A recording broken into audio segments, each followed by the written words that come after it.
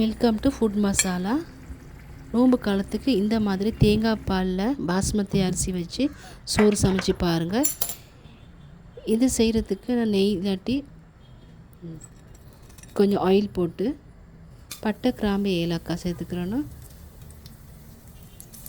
அதோட ஒரு ரெண்டு துண்டு சின்னதாக வெட்டிய வெங்காயம்,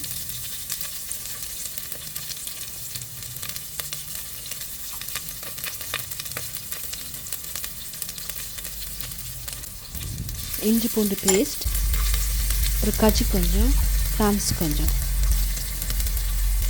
இதை கொஞ்சம் வதக்கி விடணும். ஊற வச்ச பாஸ்மதி அரிசியை நல்லா கழுவிட்டு இதோடு சேர்த்துக்கிறணும்.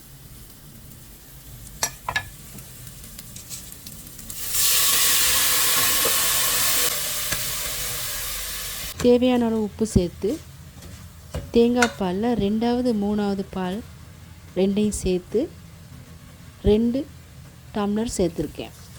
1 டம்ளர் பாஸ்மதி அரிசிக்கு 2 டம்ளர் ரெண்டாவது மூணாவது பால் சேர்க்கணும்.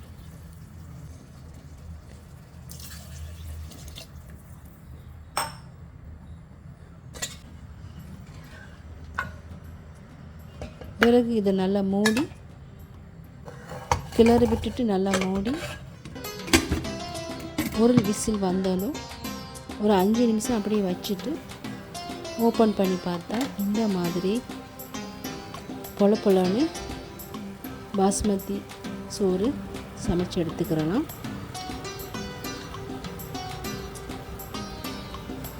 இந்த முறையில் நீங்களும் செஞ்சு பாருங்கள்.